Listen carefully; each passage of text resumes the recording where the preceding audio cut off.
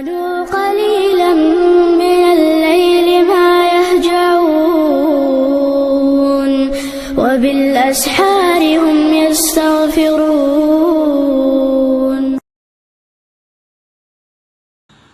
أعوذ بالله من الشيطان الرجيم. بسم الله الرحمن الرحيم. ألف لام ميم.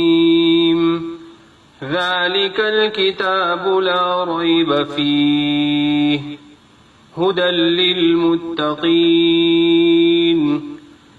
الذين يؤمنون بالغيب ويقيمون الصلاة ومما رزقناهم ينفقون والذين يؤمنون بما أنزل إليك وما أنزل من قبلك وبالآخرة هم يوقنون. أولئك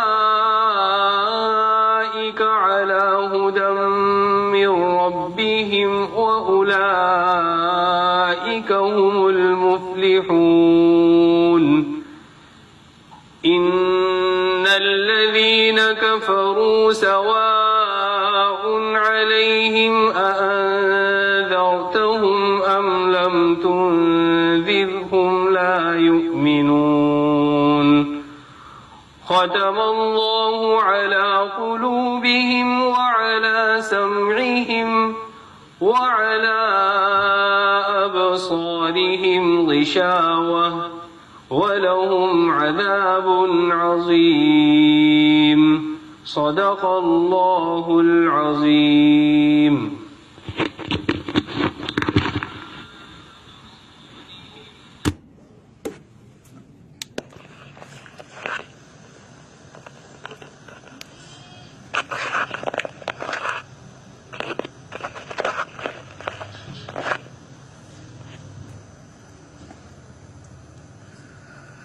الحمد لله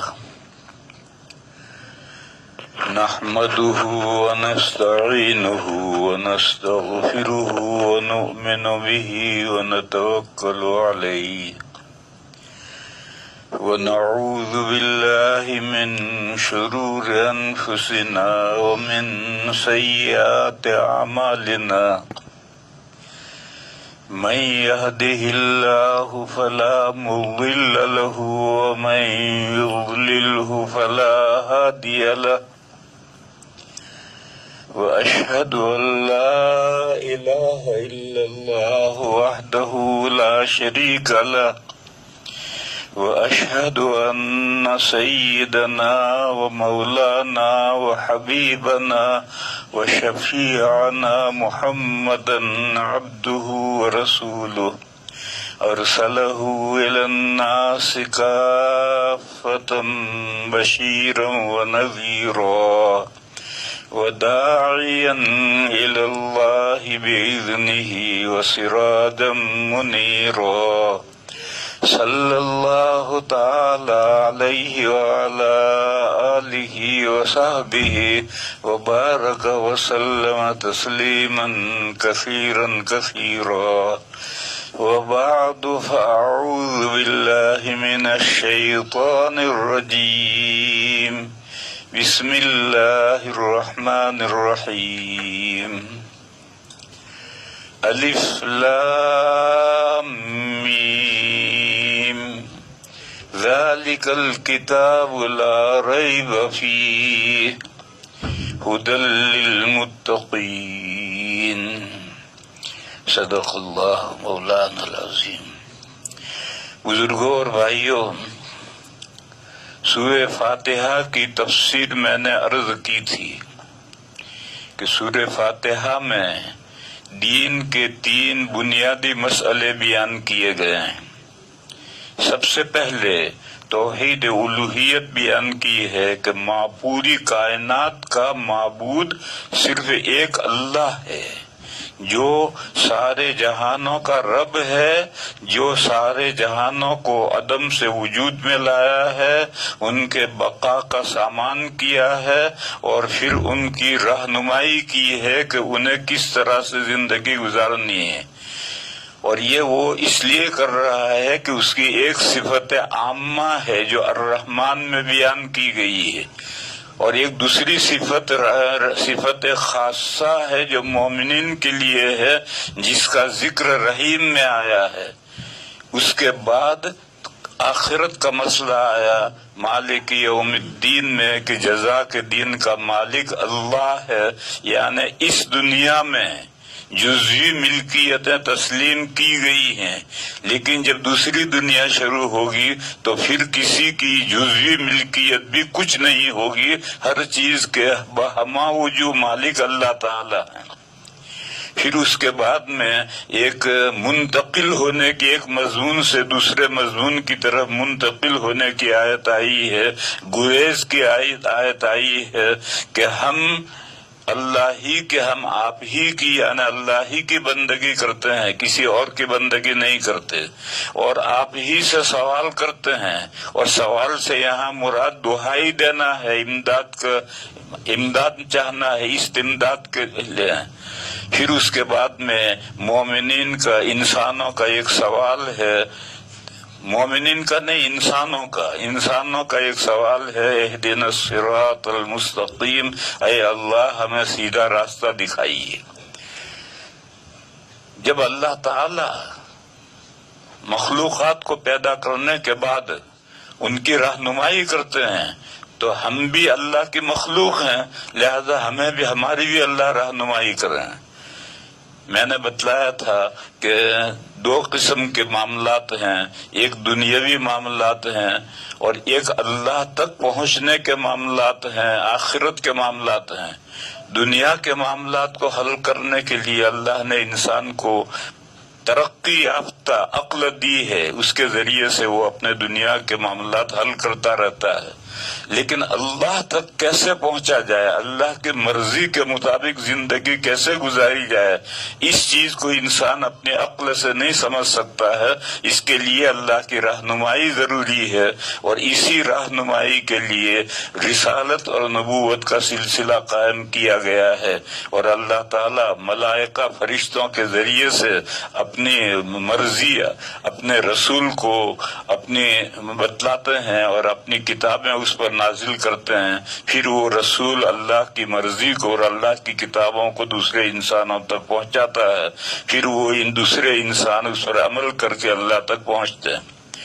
پھر چونکہ یہ اللہ تک پہنچنے کا راستہ حسی آنکھ سے نظر آنے والا نہیں ہے، محسوس ہونے والا نہیں ہے، معنوی ہے، اس لیے اس کو سمجھانے کے لیے دو مثبت اور منفی دو مثالیں دی اور اس کے ذریعے سے واضح کیا، یعنی معنویات کو محسوس بنایا، اور یہ کہا کہ ہم ان لوگوں کا راستہ دیکھنا چاہتے ہیں، ہمیں ان کا راستہ بتلائیے جن پر آپ نے انعام فرمایا ہے۔ اور میں نے بتایا تھا کہ یہ قرآن ہی میں ہے کہ یہ 4 قسم کے بندے ہیں جن پہ اللہ کے خصوصی انعامات ہیں، ان کا راستہ ہمیں دکھائیے، یہ مثبت پہلو سے مشخص کیا۔ اور قرآن کریم بھرا پڑا ہے اللہ کے انبیاء کے کیا اعمال ہیں، کیا عقیدے ہیں، کیا ان کی سیرت ہے، صدیقین کے کیا احوال ہیں، شہداء کے کیا احوال ہیں، نیک بندوں کے کیا احوال ہیں، سارے قرآن کریم میں پڑھو۔ پھر اس کے بعد منفی پہلو سے مشخص کیا کہ جو بندے اللہ کے راستے سے اتنے دور جا پڑے کہ اب ان کے واپس لوٹنے کی کوئی امید نہیں رہی، ایسی صورت جب ہو جاتی ہے تو پھر قرآن کی تعبیر یہ ہے کہ اللہ تعالیٰ نے ان کے دلوں پر مہر کر دی، ختم اللہ علی قلوبہم، اللہ تعالیٰ ان کے دلوں پر مہر کر دیتے ہیں۔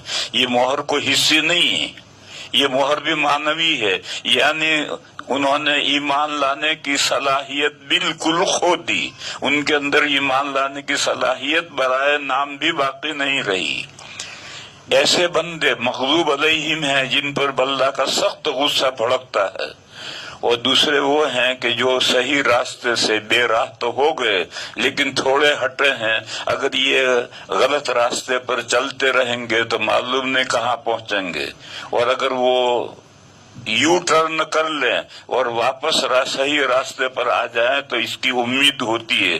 ایسے لوگ گمراہ کہلاتے ہیں، راستہ اللہ کا راستہ گم کرنے والے کہلاتے ہیں۔ یہ سارا رسالت کا مسئلہ تھا۔ تو توحید، آخرت اور رسالت، تین مسئلے جو فطری ترتیب ہے وہ یہ ہے کہ توحید کے بعد رسالت کا مسئلہ آتا ہے۔ کلمہ طیبہ ہے لا الہ الا اللہ محمد الرسول اللہ۔ توحید کے بعد رسالت کا مسئلہ آتا ہے، مگر سورہ فاتحہ میں توحید کے بعد آخرت کا مسئلہ آیا اور رسالت کا مسئلہ تیسرے نمبر پر کر دیا ہے۔ اس لیے اسے کیا ہے کہ آگے جو سورت شروع ہو رہی ہے وہ دلیل رسالت سے شروع ہو رہی ہے۔ رسالت کی، رسول ہونے کی دلیل کیا ہے، اس سے شروع ہو رہی ہے، اس لیے اس کو مؤخر کیا تاکہ اگلے مضمون کے ساتھ اس کا ربط ہو جائے۔ پھر آخرت کا مسئلہ مختصر تھا اور رسالت کا مسئلہ طویل تھا، تو مختصر مسئلہ پہلے ذکر کیا اور لمبا مسئلہ بعد میں کر دیا۔ اس کے علاوہ عمل پر ابھارنے والا عقیدہ توحید کے بعد آخرت کا عقیدہ ہے۔ رسالت کا مسئلہ عمل پر ابھارنے والا نہیں۔ دیکھو آج کتنے مسلمان ہیں، 100 کروڑ سے زیادہ مسلمان ہیں، اور سب لا الہ الا اللہ کے ساتھ محمد الرسول اللہ پڑھتے ہیں، یقین ہے ان کو، بلکہ بعض تو بڑے دعویٰ کرتے ہیں محبت رسول کا، مگر عمل کے نام صفر ہیں۔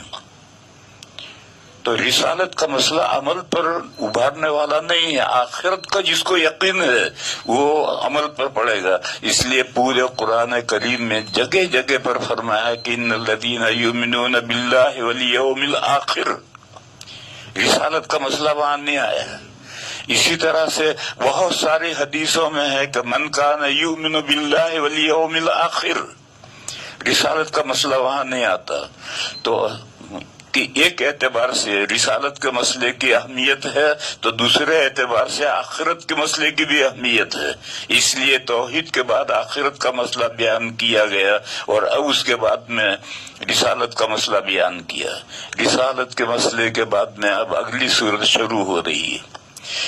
اس میں سب سے پہلے تو ہے الف لام میم، اس کو حروف مقطعات کہتے ہیں، حروف ہجا کہتے ہیں۔ یہ عربی کے الفابیٹک ہیں، وہ حروف ہیں جن سے تمام کلمات بنتے ہیں۔ ایسے قرآن کریم میں 29 سورتوں کے شروع میں ایسے یہ حروف مقطعات آئے ہیں، اور تمام امت کا اتفاق ہے کہ ان کی واضح، حقیقی، پوری صحیح مراد اللہ کے علاوہ کوئی نہیں جانتا ہے۔ یہ متشابہات میں سے ہیں، لہذا تفسیروں میں لکھا ہے کہ اس کی مراد، اور اس کے الف کو ہم سمجھتے ہیں، لام کو بھی سمجھتے ہیں، میم کو بھی سمجھتے ہیں، لیکن یہاں ان مراد کیا ہے تینوں کی، اس کو اللہ کے علاوہ کوئی نہیں جانتا، لہذا ہم اس پر گفتگو کرنے کے بجائے آگے بڑھتے ہیں۔ آگے ایک قاعدہ یاد رکھو، اعراب القرآن، قرآن کریم میں بعض جگہ پر متعدد ترکیبیں ہوتی ہیں اور وہ ساری ہی ترکیبیں درست ہوتی ہیں، لہذا آگے ایک جملہ ہے ذالک الکتاب، یہ خبر ہے اور مبتدا اس کا پوشیدہ ہے، ہوا ذالک الکتاب، ہوا کا مرجع ہے ہدایت، رہنمائی، جو اللہ کی رہنمائی ہے۔ ہدایت لفظ تو عربی میں مؤنث ہے، تو اگر آپ مؤنث کی ضمیر ماننا چاہتے ہی آپ مان لو، اور مذکر کرنا ہو تو مذکر مان لو۔ وہ ہدایت جو اللہ تعالیٰ سے بندوں نے مانگی ہے کہ ہمیں سیدھا راستہ دکھائیے، تو اللہ تعالیٰ نے فرمایا کہ وہ ہدایت یہ اللہ کی کتاب ہے، ذالک الکتاب، ذالک الکتاب، یہ اس میں اشارہ مشار الیہ ہیں، اور الکتاب میں جو الف لام ہے وہ عہد ذہنی کا ہے، یعنی خاص کتاب، ہر کتاب نہیں، خاص کتاب یعنی اللہ کی کتاب، یہ اللہ کی کتاب، یہ وہ ہدایت ہے، ذالک الکتاب۔ پھر اس کے بعد میں اس اللہ کی کتاب کے دو وصف ذکر کیے، ایک تو ایک لا ریب فیہ، اس اللہ کی کتاب میں کوئی ڈاؤٹ فل بات نہیں ہے، کوئی قابل اعتراض بات نہیں ہے، کوئی ایسی بات جس پر آدمی انگلی رکھے اور یہ کہے کہ یہ بات صحیح نہیں ہے، ایسا پورے قرآن کریم میں ایسی کوئی بات نہیں ہے، لا ریب فیہ۔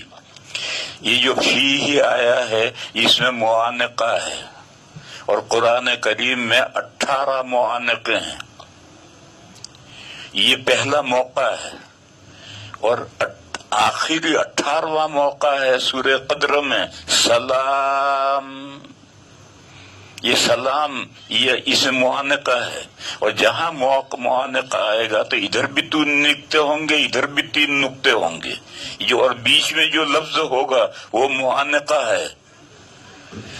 تنزل الملائکۃ والروح فیہا من کل امر سلام۔ اب یہ معانقہ کا مطلب یہ ہے کہ اس کو ادھر بھی جوڑ سکتے ہو، دائیں طرف بھی جوڑ سکتے ہو اور بائیں طرف بھی جوڑ سکتے ہو۔ تنزل الملائکۃ والروح فیہا من کل امر، بس یا رک جاؤ، بِإِذْنِ رَبِّهِمْ مِنْ كُلِّ أَمْرٍ، یہ آیت کر لو، سلام ہی حتی مطلع الفجر، سلام کو ادھر لوگو کہ وہ رات سلامتی ہے صبح صادق تک، اور اگر یہ چاہو تو یوں کہو من کل امر بِإِذْنِ رَبِّهِمْ مِنْ كُلِّ أَمْرٍ سلام، اللہ کے حکم سے فرشتے اترتے ہیں اور ہر چیز کی سلامتی لے کر اترتے ہیں، ہیا وہ رات صبح صادق تک ہے۔ تو اب سلامن کو ادھر دائیں طرف بھی ملا سکتے ہیں اور سلامن کو بائیں طرف بھی ملا سکتے ہیں، اس کو بیچ میں الگ پڑھنا صحیح نہیں، یا تو دائیں طرف ملاؤ یا بائیں طرف ملاؤ، دونوں احتمال ہوتے ہیں، جب دونوں طرف وہ مل سکتا ہے تو اس لیے اس کو معانقہ کہتے ہیں۔ یہ جو معانقہ ہے یہ وہی معانقہ ہے جو مسافر کی جگہ پر معانقہ کرتے ہیں، گردن سے گردن ملاتے ہیں، یہ وہی معانقہ ہے۔ معانقہ باب آپ جو حضرات عربی جانتے ہیں وہ سمجھ سکتے ہیں کہ معانقہ باب مفاعلہ کا مصدر ہے، اور باب مفاعلہ میں اشتراک ہوتا ہے، دو عمل مل کر ایک عمل بنتا ہے، جیسے مصافحہ یہ بھی صفح الید، جیسے کتاب کا ورق ہوتا ہے اس کا صفحہ ہوتا ہے، ایک صفحہ یوں ہے اور ایک صفحہ یوں ہے، اسی طرح ہاتھ کے بھی 2 صفحے ہیں، ایک صفحہ یوں ہتھیلی کی طرف سے اور ایک صفحہ پشت کی طرف سے۔ ایک آدمی اپنے ہاتھ کا صفحہ دوسرے آدمی کے صفحہ کے ساتھ ملا ہے تو یہ مصافحہ ہوا، لیکن یہ ایک طرف کے صفحے ملے، ہتھیلی کی طرف کا صفحہ دوسرے آدمی کے ہتھیلی کی طرف کے صفحے کے ساتھ ملا تو یہ مصافحہ ہوا، اور یہ آدھا مصافحہ ہوا کیونکہ ایک طرف کا صفحہ ہوا۔ پھر دوسرا ہاتھ بڑھایا اور لگایا تو دوسری طرف کا جو صفحہ تھا وہ بھی مل گیا، اور دوسرے نے دوسرا ہاتھ بڑھایا تو پہلے کا جو دوسرا صفحہ تھا وہ بھی لگ گیا، اب مصافحہ کامل ہوا۔ یہ ایک بڑا جھگڑا ہے کہ 2 ہاتھ کا مصافحہ یا 1 ہاتھ کا مصافحہ، جواب یہ ہے کہ کامل مصافحہ تو 2 ہاتھ کا ہے، اور 1 ہاتھ کا مصافحہ آدھا ہاف مصافحہ ہے، اور جو لوگ غیر مسلم ہیں یا غیر مسلموں جیسے ہیں وہ ایک ہی ہاتھ کے صفحے، ایک ہی ہاتھ کے مصافحے پر اصرار کرتے ہیں کہ نہیں سنتی ہے، ارے سنت یہ نہیں ہے باب مساہلہ باب مفاہلہ کا مصافحہ باب مفاہلہ کا مصدر ہے، اور اس میں ایک ہاتھ کے دونوں صفحے ملیں گے تب جا کر کے مصافحہ ہوگا۔ پھر اس کے بعد میں معانقہ ہے، یہ عنق سے ہے، عنق کے معنی ہے گردن، لہذا ایک آدمی کی گردن دوسرے آدمی کی گردن کے ساتھ لگی تو یہ معانقہ ہوا، یہ آدھا معانقہ ہوا۔ اب دوسری طرف پھر لگاؤ، گردن گردن کے ساتھ لگاؤ، اب معانقہ کامل ہوا۔ یہاں لوگ دو غلطیاں کرتے ہیں۔ ایک غلطی تو یہ کرتے ہیں کہ سب سے پہلے بائیں طرف کی گردنیں ملاتے ہیں، یعنی میری یہ جو بائیں طرف کی گردن ہے سامنے والے کی بائیں طرف کی گردن کے ساتھ ملاتے ہیں، یہ غلط ہے۔ پہلے معانقہ دائیں طرف کی گردن ملاؤ، میری یہ دائیں گردن ہے تو سامنے والے کی بھی دائیں گردن کے ساتھ دائیں گردن لگاؤ۔ حدیث شریف میں ہے کہ ہر اچھا کام دائیں جانب سے کرنا چاہیے، تو معانقہ اچھا کام ہے، تو اچھا کام ہے تو پھر دائیں جانب سے کرو اسے۔ تو پہلے دائیں گردن سے ملاؤ، پھر اس کے بعد بائیں گردن سے ملاؤ، اب معانقہ مکمل ہو گیا۔ تو ایک غلطی تو لوگ یہ کرتے ہیں کہ سب سے پہلے بائیں گردنیں ملاتے ہیں، یہ یہاں سے شروع کرتے ہیں، یہ شروع کرنا صحیح نہیں ہے۔ معانقہ دائیں گردن سے شروع کرنا چاہیے کہ بائیں گردن پر ملا کر ختم کر دو۔ کچھ لوگ پھر دوبارہ دائیں گردن سے ملاتے ہیں، تیسری مرتبہ معانقہ کرتے ہیں، یہ بھی غلطی ہے، یہ آب زمزم کا پانی پی رہے ہیں۔ بھئی معانقہ ہو گیا، پھر تیسری یہ کہا یہ غلطی کیا، وہ جو بائیں طرف سے شروع کیا تھا دائیں کو، تو اب اس کی نقصان کی تلافی کرنے کے لیے دائیں طرف سے آخر میں ختم کیا، اس طرح سے نقصان کی تلافی تھوڑی ہوگی۔ بہرحال میں کہہ رہا تھا کہ یہ جو ہم معانقہ کرتے ہیں، یہاں ایک رک کر ایک بات اور سمجھ لو۔ السلام علیکم، جواب وعلیکم السلام، یہ تحیت الاسلام ہے۔ اس کے لیے بدن سے بدن کا لگنا ضروری نہیں ہے۔ ایک آدمی روڈ کے اس سائڈ پر جا رہا ہے، دوسرا دوسری سائڈ پر جا رہا ہے، اس نے کہا السلام علیکم، دوسرے نے کہا وعلیکم السلام، بس کافی ہے۔ اور اگر دور ہے اور ہاتھ سے صرف اشارہ کر دے تو کوئی سلام نہیں۔ ہاں منہ سے کہو السلام علیکم، اور یہ سوچا کہ بہت دور ہے میرا السلام علیکم کہنا وہ سنے گا نہیں، تو ہاتھ کا تھوڑا اشارہ کر دیا، اور وہ بھی جواب میں وعلیکم السلام منہ سے کہے اور پھر اشارہ کرے تو اس میں تو کوئی حرج نہیں، لیکن صرف اشارہ دونوں نے کر دیا تو یہ اسلام میں کوئی سلام نہیں۔ بہرحال ایک تو سلام ہے، اس میں منہ سے السلام علیکم بھی کہنا ضروری ہے، اور اس کا یہ کہنا تو سنت ہے، اور اس کا جواب وعلیکم السلام دینا واجب ہے، اور یہ تحیت الاسلام ہے، اس کے لیے بدن سے بدن کا لگنا ضروری نہیں۔ پھر اس کے بعد میں اگر دو آدمیوں کے درمیان میں معرفت ہے، دو طرف سے معرفت ہے یا ایک طرف سے معرفت ہے، وہ حقیقی معرفت ہے یا حکمی معرفت ہے، جیسے بزرگوں سے ملتے ہیں تو وہاں حکمی معرفت ہوتی ہے، اور دونوں نے مصافحہ کیا، دو ہاتھ سے دونوں نے مصافحہ کیا یا ایک ہاتھ سے مصافحہ کیا، تو پھر حدیث شریف میں اس کی ایک الگ دعا ہے، السلام علیکم وعلیکم السلام، یہ تو ملاقات کے وقت میں ایکسچینج ہو گیا۔ پھر اس کے بعد مصافحہ کرنے کے بعد میں کہو یغفر اللہ لنا ولکم، اللہ ہماری بخشش کریں اور آپ کی بخشش کریں۔ عربی جانتے ہو عربی میں کہو، اور اگر عربی نہیں جانتے ہو تو اپنی زبان میں اپنی بھاشا میں کہو کہ اللہ ہماری بخشش کریں آپ کی بخشش کریں۔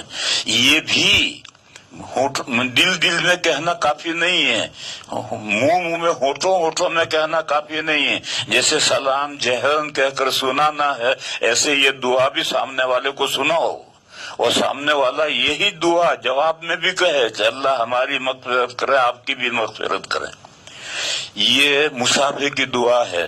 اور ابو داؤد شریف میں حضرت برائی بن عازب رضی اللہ تعالیٰ عنہ کی 2 حدیثیں ہیں، اور وہ دونوں حدیثیں مشکات شریف میں باب المصافحہ میں اٹھائی گئی ہیں. ایک حدیث تفصیلی ہے اور ایک حدیث مختصر ہے. مختصر حدیث یہ ہے کہ جب 2 مسلمان ملتے ہیں اور مصافحہ کرتے ہیں تو ان کی بخشش ہو جاتی ہے. یہ تو مختصر حدیث ہے. اور اسی کی مفصل حدیث ہے اذا التقى المسلمان فتصافحا وحمد اللہ واستغفراه غفر لهما. جب 2 مسلمان ملتے ہیں، لہذا 2 غیر مسلم ملے یا ایک مسلمان یا غیر مسلم ملے، اس کے لیے یہ مغفرت نہیں ہے. 2 مسلمان ملے ہیں، 2 مسلمان مل کر کے آپس میں ایک دوسرے سے مصافحہ کریں. اگر مصافحہ کرے بغیر دعائیں دیں گے تو اس سے مغفرت نہیں ہوگی، مصافحہ بھی کرنا ہے. پھر اس کے بعد میں ایک دوسرے کو دعا دیں مغفرت کی. دیکھو دعائیں 2 ہیں، ایک اس دنیا کی سلامتی ہے، یہ تو دے دیا السلام علیکم وعلیکم السلام، تم جیو. اس نے کہا تم بھی جیو، یعنی خیریت سے رہو، سلامتی سے رہو. اب اس کے بعد دوسری آخرت کی سلامتی ہے کہ اللہ ہماری بھی بخشش کریں، آپ کی بھی بخشش کریں. یہ آخرت کی سلامتی ہے، اس سے آگے پھر کوئی دعا نہیں. یہ دعا دو. پھر اس کے بعد میں اگر 2 بندوں کے درمیان میں بہت زیادہ معرفت ہے، غایت معرفت ہے، تو پھر مصافحہ ہٹ جائے گا. پہلے سلام کرو. مجمع الزوائد اور منبع الفوائد میں حضرت انس رضی اللہ تعالیٰ عنہ کی حدیث ہے کہ نبی پاک صلی اللہ علیہ وسلم جب تک سلام نہیں کر لیتے تھے مصافحہ نہیں کرتے تھے. لہذا سلام اور جواب سلام تو ملاقات ہوتی ہی ہوگا. پھر اس کے بعد میں معرفت ہے ایک طرفہ یا 2 طرفہ، حقیقی یا حکمی، اور مصافحہ کرتے ہو تو مصافحے کی دعا الگ ہے. پھر اس کے بعد میں اگر غایت معرفت ہے، بہت زیادہ تعلقات ہیں، تو پھر اس کے بعد میں معانقہ ہے. اور معانقہ یہ مصافحہ کا الٹرنیٹیو ہے، اس کا قائم مقام ہے. لہذا اب مصافحہ نہیں ہے، مصافحے کی جگہ پر معانقہ ہے. پہلے 2 ہاتھ ملائے تھے، اب دونوں پوری گردن ملانی ہے. اور اب وہی جو مصافحے کی دعا ہے وہی دعا یہاں آئے گی.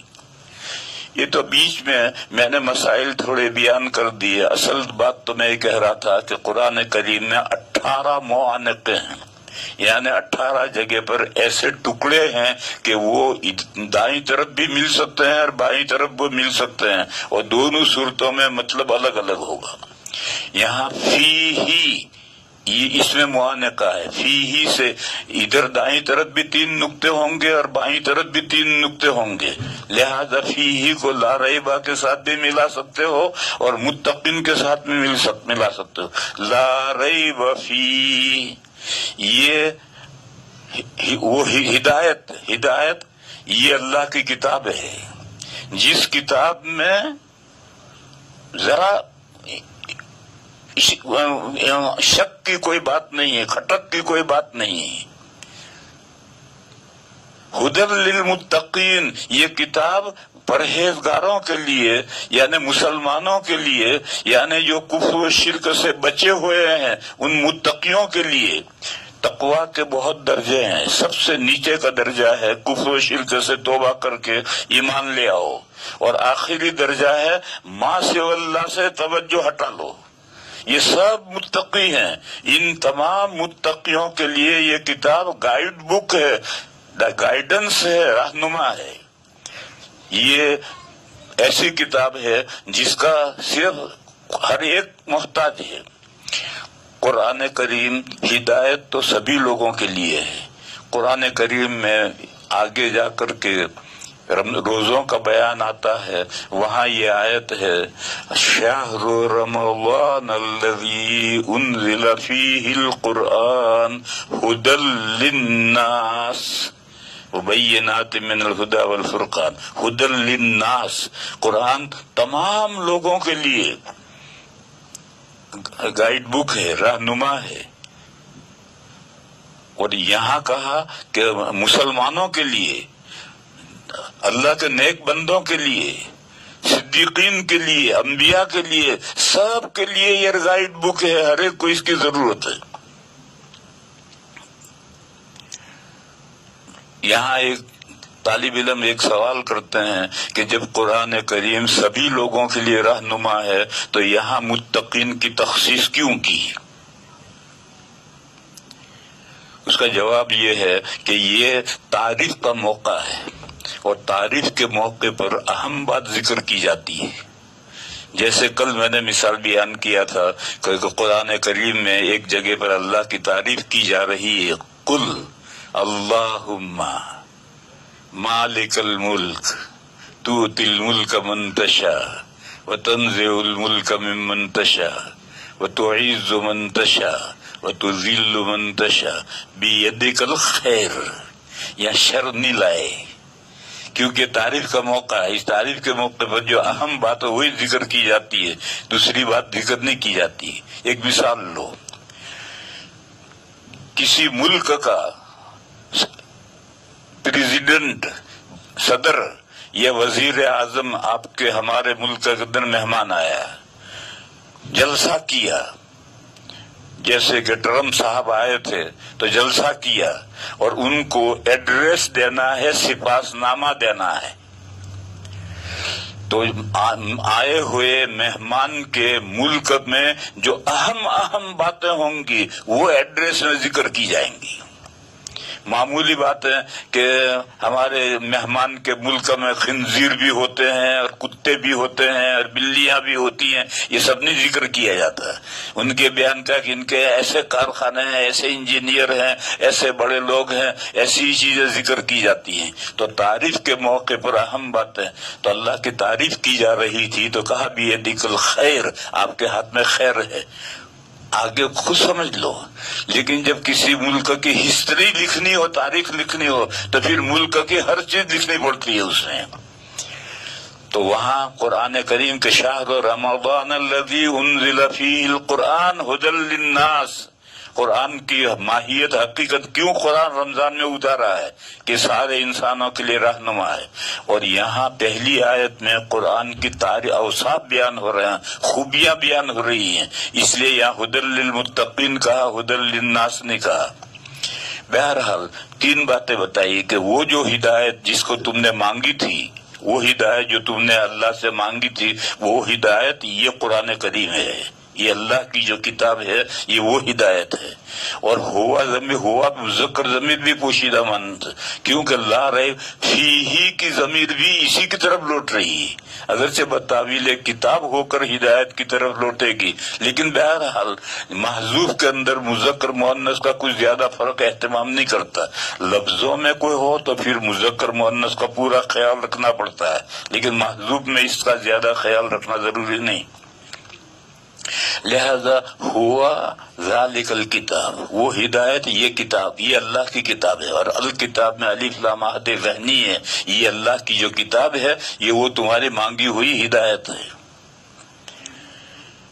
پھر پہلا وصف یہ بیان کیا کہ اس کتاب کے اندر ڈاؤٹ فل کوئی بات نہیں، کھٹک کی کوئی بات نہیں، شبہ کی کوئی بات نہیں۔ حالانکہ قرآن کریم میں آسمان و زمین کی تمام باتیں بیان کی گئی ہیں، گزری ہوئی بھی باتیں ہیں، آئندہ کی بھی باتیں ہیں، اور پوری کائنات کو ٹچ کرتا ہوا مضمون چلتا ہے، لیکن آج تک کوئی انگلی نہیں رکھ سکا کہ یہ بات صحیح نہیں۔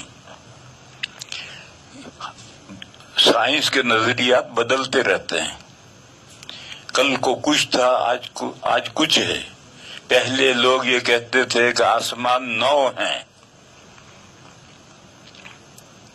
قرآن نے لفظ سبون کا استعمال کیا، اور سبون کا لفظ عربی میں کثرت کے لیے آتا ہے، گنتی فگر نہیں، گنتی کے لیے ضرور ہی نہیں ہوتا ہے، کثرت کے لیے بہت سارے آسمان پیدا کیے، تو اگر آسمان 7 ہیں، 8 ہیں، 9 ہیں، 10 ہیں، 15 ہیں، 16 ہیں، کیا فرق پڑتا ہے؟ قرآن نے تو سب آسماوات کہا کہ اللہ نے بہت آسمان پیدا کیے ہیں، اور یہ بھی فرمایا کہ وَمِنَ الْأَرْضِ مِثْلَهُنَّ، اللہ نے زمینیں بھی آسمانوں کی طرح بہت زمینیں پیدا کی ہیں۔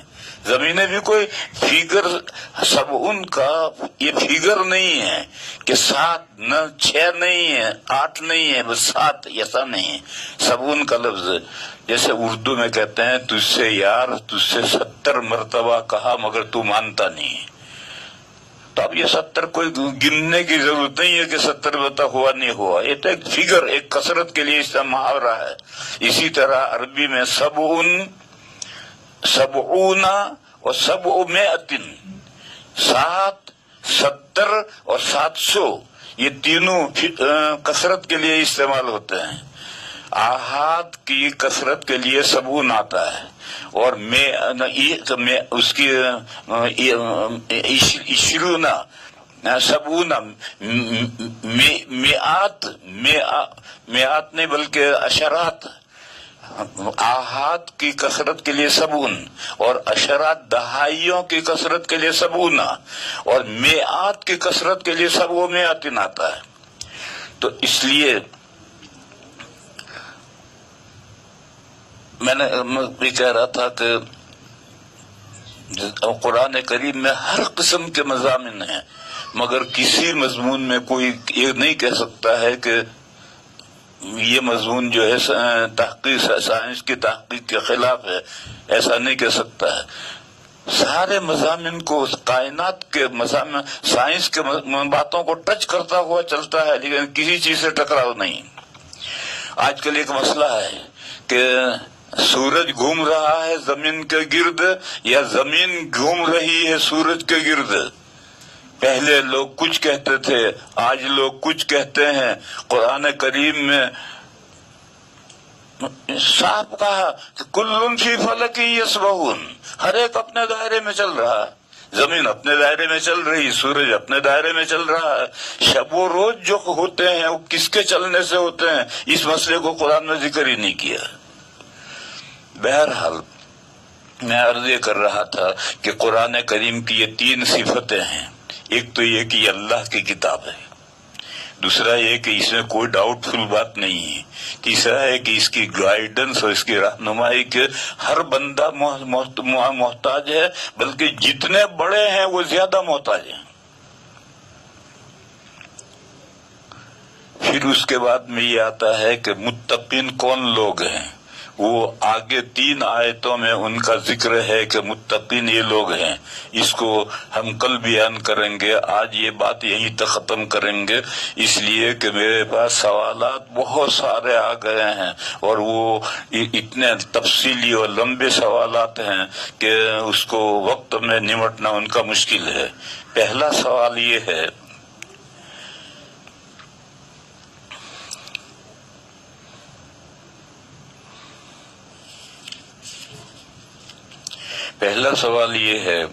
کہ نماز میں قرآن شریف میں دیکھ کر پڑھ سکتے ہیں نہیں پڑھ سکتے ہیں؟ یہ مسئلہ اختلافی ہے۔ پہلے میں اس مسئلے کو خلاصہ بتا دوں۔ احناف کے یہاں، حنفیہ کے یہاں اگر قرآن شریف میں دیکھ کر کے امام یا نمازی پڑھے گا تو نماز نہیں ہوگی، نماز فاسد ہو جائے گی۔ دوسرے ائمہ میں 3 ائمہ کہتے ہیں کہ قرآن میں دیکھ کر پڑھ سکتے ہیں، بلکہ ہمارے امام اعظم کے 2 شاگرد صاحبین ہیں، وہ صاحبین بھی کہتے ہیں کہ قرآن میں دیکھ کر پڑھ سکتے ہیں، لیکن احناف کے یہاں اس پر فتویٰ نہیں ہے۔ فتویٰ امام اعظم کے قول پر ہے کہ قرآن میں دیکھ کر نہیں پڑھ سکتے ہیں۔ کیوں نہیں نماز فاسد ہو جائے گی؟ اس کی صرف ایک بنیاد ہے، اور کتابوں میں ایک دوسری بنیاد لکھی ہے، وہ صحیح نہیں ہے۔ لیکن کتابوں میں تو ہر طرح کے اقوال ہوتے ہیں، ان اقوال کا اعتبار نہیں ہے۔ اصل بنیاد یہ ہے کہ یہ تلقی من الخارج ہے، باہر سے ایک چیز کیچ کر رہا ہے، اور نماز میں باہر سے کیچ کرنا یہ درست نہیں ہے، چاہے کوئی چیز ہو، مثلاً نمازی کے سامنے ایک پمفلٹ لگا ہوا ہے، ایک اشتہار لگا ہوا ہے، یا کوئی نقشہ لگا ہوا ہے، اس میں قرآن لکھا ہے یا غیر قرآن لکھا ہے، یا سامنے والا نمازی ہے، بنیان اس نے پہن رکھا ہے، اس بنیان کے پیچھے لکھا ہے منکی ڈنکی گدھا بندر. اب جب نظر پڑے گی تو نظر پڑتے ہی سمجھ تو جائے گا. تو اگر لکھے ہوئے پر نظر پڑے اور نظر پڑ کر سمجھ گیا تو اس سے نماز پر فاسد نہیں ہوتی، نماز پر اثر نہیں پڑتا. لیکن اگر اس کو پڑھ لے، چاہے سرن پڑھے چاہے جہرن پڑھے، من میں پڑھے نہیں، ایک من میں جو پڑھنا ہے یہ سمجھنا ہے، من میں نہیں. سرن پڑھے یا جہرن پڑھے تو نماز فاسد ہو جائے گی. سرن پڑھنا کیا ہے کہ زبان ہلے، مخرج پر لگے اور صوت پیدا نہ ہو، تو یہ سر کا ادنا درجہ ہے. اور اگر صوت پیدا ہو اور خود سنے، پاس میں کھڑا ہوا نہ سنے، تو یہ اعلیٰ درجہ ہے. سرن پڑھنے کا یہ ہے کہ تصحیح حروف ادا ہو گئے، زبان ہلی اور مخرج پر لگی اور اس سے حروف ادا ہو گئے، آواز پیدا نہیں ہوئی، تو یہ سر کا ادنا درجہ ہے. اور آواز پیدا ہوئی مگر وہ خود سنی، دوسرے نے نہیں سنی، تو یہ اعلیٰ درجہ ہے. تو اگر اس طرح سے سرن پڑھے، اور دیکھو جو سری نمازیں ہیں، نفل نماز سری ہیں اور ظہر اور عصر کی نماز سری ہیں، ان میں سرن پڑھنا فرض ہے. اگر من میں پڑھے گا نماز نہیں ہوگی. کچھ لوگ ہیں کہ وہ پڑھتے ہیں، من میں پڑھتے ہیں، ہونٹ ان کے لگے ہوئے ہیں، ہونٹ ذرا نہیں ہل رہے اور من میں پڑھ رہے ہیں، تو من میں پڑھنے سے نماز نہیں ہوگی، نفل نماز بھی نہیں ہوگی، فرض بھی نہیں ہوگی.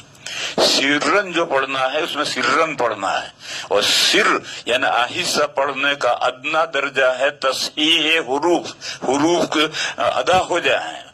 اور اعلیٰ درجہ ہے کہ آواز پیدا ہو اور خود سنے، دوسرا نہ سنے. اور ایک ہے جہر، زور سے پڑھنا. زور سے پڑھنا یہ ہے کہ آواز پیدا ہو، اس کو کم سے کم دوسرا دائیں طرف والا آدمی یا بائیں طرف والا آدمی سن لے کہ آپ نے کیا پڑھا، تو یہ جہر ہے. بعض بندے نماز امام کے پیچھے نماز پڑھتے ہیں تو رکوع سجدے میں جاتے آتے تکبیرات اس طرح کہتے ہیں اور رکوع سجدے میں تسبیحات اس طرح پڑھتے ہیں کہ دائیں بائیں والے سنتے ہیں، بلکہ دور تک سنتے ہیں. جبکہ یہ تسبیحات سرن کہنا سنت ہے.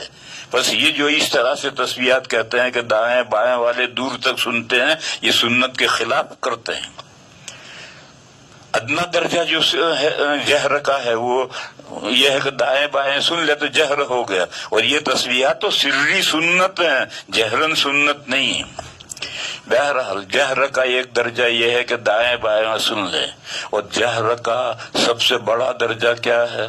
وہ ہے جو گدھا چلاتا ہے، ان انکر الاصوات لصوت الحمیر، اس طرح سے چلا رہا ہے بے ضرورت. اسی لیے کتابوں میں لکھا ہے کہ مسجد میں ضرورت سے زیادہ آواز بلند کرنا مکروہ ہے. آج کل ایک آفت آ گئی ہے، لاؤڈ اسپیکر ایک فیشن بن گیا ہے. مسجد میں صف ایک صف ہے، 1.5 صف ہے، آخر تک اتنے ہی نمازی رہیں گے اور لاؤڈ اسپیکر سے امام صاحب نماز پڑھا رہے ہیں. یہ ضرورت سے زیادہ آواز بلند کرنا ہے. تو اس لیے جہر کا اعلیٰ درجہ اس کی تو کوئی حد ہی نہیں ہے، اور ادنا درجے کی حد یہ ہے. تو میں یہ کہہ رہا ہوں کہ چاہے سامنے لکھا ہوا ہے اس کو جہرن پڑھ لے تو بھی نماز فاسد، اور سرن پڑھ لے تو بھی نماز فاسد. اور من میں پڑھے یعنی نظر پڑی اور سمجھ گیا، یہ جو سمجھ گیا یہ من میں پڑھنا ہے، تو اس سے نماز فاسد نہیں ہوگی.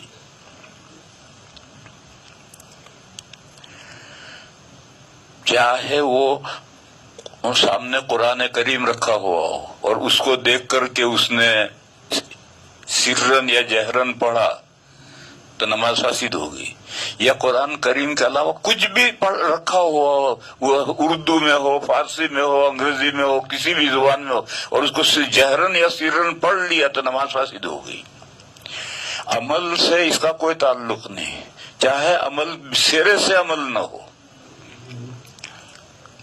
آج میں ایک مرتبہ وینکوور، یہ کینیڈا کے مغربی کنارے پر وینکوور ہے، وہاں سے پھر فیری میں جاتے ہیں، ایک بہت دور اندر ایک جزیرہ ہے وکٹوریا. تو وہاں ہم وکٹوریا میں ایک مرتبہ گئے گا، تو وہاں ایک مسجد ہے، چھوٹا سا جزیرہ ہے، اور اس جزیرے میں انہوں نے دو چیزیں ڈسپلے کر رکھی، تین چیزیں. ایک تو یہ کہ حضرت موسیٰ علیہ السلام جب طور پر گئے تو وہاں اللہ تعالیٰ سے جو ہم کلامی ہوئی، تو اس وقت میں کہ سائے کا گرا تھا، اور اللہ نے موسیٰ علیہ السلام نے آگ پر درخت پر آگ دیکھی تھی، اور موسیٰ علیہ السلام کو حکم ہوا تھا کہ چپل نکال دو، تم مقدس واتی ہو. یہ سارا ڈسپلے کر رکھا ہے. دوسرا انہوں نے اس ڈسپلے کیا ہے کہ عیسیٰ علیہ السلام جب آسمان پر اٹھا لیے گئے تو اس کے بعد ایک جمعہ کے دن گڈ فرائیڈے کو تشریف لائے تھے، اور انہوں نے اپنے 12 حواریوں کے ساتھ میٹنگ کی تھی.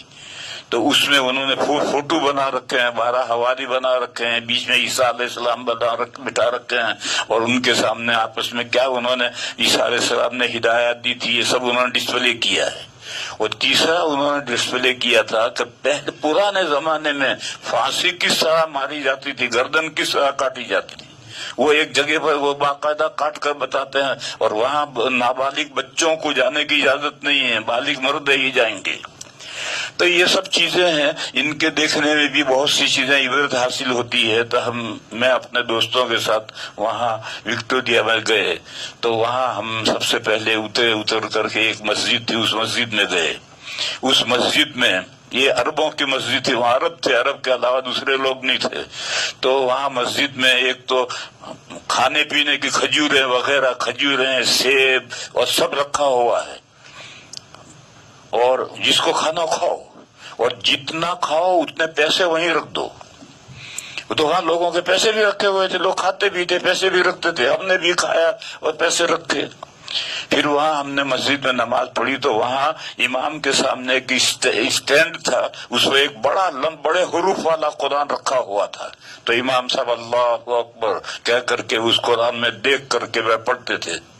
وہ ایک صفحہ اتنا تھا کہ اس میں ایک رکعت میں پڑھ لیا، دوسری رکعت میں وہ صفحہ یوں پلٹ دیتے ہوں گے دوسرے صفحے کے اندر. بہرحال اتنے بڑے بڑے حروف کا قرآن وہاں اسٹینڈ پر رکھا ہوا تھا کہ امام اپنے مصلی پر کھڑا ہوا دیکھ کر کے بہت آسانی سے پڑھ سکتا ہے. بہرحال عمل سے اس کا کوئی تعلق نہیں، اس کا کتابوں میں لکھا ہے. میں نہیں کہتا کہ نہیں لکھا، مگر کتابوں میں لکھی ہوئی ہر بات صحیح نہیں ہوتی ہے. دیکھو میں اس کی مثال دوں. طواف زیارت حج میں فرض ہے، ضروری ہے. اگر کسی عورت کو ماہواری آ جائے تو ماہواری میں طواف زیارت نہیں کر سکتی، وہ مؤخر کرے گی، جب پاک ہوگی تب طواف زیارت کرے گی. ماہواری میں طواف زیارت کیوں نہیں کر سکتی؟ تو کتاب شرح وقایع میں یہ قول لکھا ہے کہ طواف چونکہ مسجد میں ہوتا ہے اور حائضہ مسجد میں نہیں جا سکتی، تو اس لیے طواف زیارت وہ نہیں کرے گی. یہ جو قول شرح وقایع میں لکھا ہے یہ صحیح نہیں ہے، اس پر فتویٰ نہیں ہے. کیونکہ اب تو ایسا ہے کہ مسجد سے باہر طواف کرے، مسجد میں داخل ہی نہ ہو کرے. اصل یہ ہے کہ طواف زیارت کے لیے طہارت ضروری ہے، اور حائضہ پاک نہیں ہے، اس لیے وہ طواف نہیں کرے گی، جب پاک ہوگی تب کرے گی. تو اب یہ مسجد میں حائضہ نہیں جا سکتی، یہ قول شرح وقایع میں لکھا ہے، مگر یہ دلیل بنیاد نہیں ہے. اسی طرح سے یہ بنیاد کے عمل کثیر ہوگا، اس لیے نماز قرآن میں دیکھ کر پڑھنے سے نماز فاسد ہو جائے گی، یہ لکھا ہے قول، لیکن یہ بنیاد نہیں ہے. اصل بنیاد ہے تلقی من الخارج، اور تلقی من الخارج میں قرآن ہی نہیں ہے، کوئی بھی چیز ہو، اگر آپ خارج میں سے دیکھ کر آپ اس کو زبان سے پڑھ لیں گے تو نماز فاسد ہو جائے گی. ایک بات. دوسری بات یہ میں کہہ رہا تھا کہ دیکھو تقلید واجب ہے، تقلید فرض ہے، لیکن قرآن میں جو احکام ہوتے ہیں ان کو فرض کہتے ہیں، لیکن جو اس سے نیچے کے احکام ہے اس کے لیے واجب کا لفظ استعمال کرتے ہیں۔ تقلید واجب ہے، اور تقلید کے علاوہ تقلید شخصی بھی واجب ہے، اور یہ دو مسئلے بہت ہلکے پھلکے مسئلے ہیں، کوئی بہت لمبے چوڑے مسئلے نہیں ہیں۔ تقلید کیوں ضروری ہے؟ ایک سوال کا جواب دو، کیا ہر مسلمان اس پوزیشن میں ہے کہ اپنی ہر دینی ضرورت قرآن و حدیث میں سے خود نکال لے اور اس پر عمل کرے؟ جواب دو۔ جواب یہ کہ ایسا ہر مسلمان اس پوزیشن میں نہیں ہوتا۔ سوال یہ تھا کہ کیا ہر مسلمان اس پوزیشن میں ہے، اس حالت میں ہے کہ اپنی ہر دینی ضرورت قرآن و حدیث میں سے خود نکال کر عمل کرے؟ اس پوزیشن نہیں ہے تو کیا کرے گا؟ دین پر عمل کرنا تو ہر مسلمان کو ضرورت ہے، ضروری ہے، تو جب ہر مسلمان اس پوزیشن میں نہیں تو کرے گا کیا؟ یہی ہے کہ جو دین جاننے والے ہیں ان سے پوچھ لیں۔ قرآن میں یہی ہے، فَاسْأَلُوا أَهْلَ الذِّكْرِ إِن كُنتُمْ لَا تَعْلَمُونَ۔ اگر تم دین کی باتیں نہیں جانتے ہو تو جو دین کی باتیں جاننے والے ان سے پوچھو۔ اسی کا نام تقلید ہے، اور یہ عقلی اور بدیہی مسئلہ ہے کہ ہر مسلمان اس پوزیشن میں نہیں ہے کہ وہ اپنے ہر دینی ضرورت قرآن و حدیث میں سے نکال سکے۔ جب نہیں ہے تو پھر کیا کرے گا؟ یہ آیت ہے، فَاسْأَلُوا أَهْلَ الذِّكْرِ إِن كُنتُمْ لَا تَعْلَمُونَ، لہذا پوچھ کر عمل کرے گا، اسی کا نام تقلید ہے۔ پھر مسئلہ آئے گا کہ تقلید شخصی کیوں ضروری ہے؟ بھئی جو بھی دین جاننے والا ہے اس سے پوچھے۔ صحابہ کے دور تک تقلید شخصی نہیں تھی، تقلید شخصی صحابہ کے بعد تابعین کے زمانے سے شروع ہوئی۔ سب سے پہلے دو فکر بنے، حجازی فکر اور عراقی فکر، اور پھر حجازی فکر میں سے مالکی بنے، شافعی بنے، حنبلی بنے۔ صحابہ کے زمانے میں تو جو بھی دین جاننے والا ہے اس کو ملتے تھے، اسے مسئلہ پوچھتے تھے، وہ بتاتا تھا، اس پر عمل کرتے تھے۔ اب معین شخص یعنی اسکول آف تھاٹ، ایک معین مکتب فکر کی فالو کرنا، پیروی کرنا ضروری ہے۔ ایسا کیوں؟ جو کوئی بھی دین جاننے والے سے پوچھ کر عمل کر رہا تو کیا حرج ہے؟ وہ بھی بہت موٹا سیمپل مسئلہ ہے، موٹا واضح۔ وہ یہ ہے کہ دین کا کیا مقصد ہے؟ جو اللہ نے دین نازل کیا ہے اور ان سے کہا کہ میرے اس دین کو قبول کرو، ایمان لاؤ اور اس دین پر عمل کرو، تو اس دین کا کیا مقصد ہے؟ اس دین کا مقصد ہے تدین، دیندار ہونا۔ اب اگر آپ معین مکتب فکر کی تقلید کو ضروری نہیں کریں گے کہ جہاں تیرا الو سیدھا ہو جائے وہاں سے مسئلہ پوچھا، بیوی کو 3 طلاقیں دے دی غصے میں، اور جب کہا کہ 3 ہو گئی تو غیر مقلد مفتی کے پاس گیا، اس نے کہا یہ ہوئی یا نہیں ہوئی، ادھر سے مسئلہ پوچھ کر اپنا الو سیدھا کر لیا۔ تو اگر آپ کوئی معین کھوٹے کے ساتھ نہیں باندھو گے تو تدین مسلمانوں میں باقی نہیں رہے گا، تشاہی شروع ہو جائے گی۔ تشاہی، من مانی، جو جی چاہے گا اسی کو دین بنا لے گا جو جی چاہے۔ ایک قصہ مجھے یاد آیا، ہارون رشید رحمت اللہ علیہ کے زمانے میں، یہ بہت اچھا بادشاہ تھا ہارون رشید۔ اس کے زمانے میں ایک بندہ، ایک بڑا شخص، بڑا آدمی ایک کتاب لکھ کر لایا۔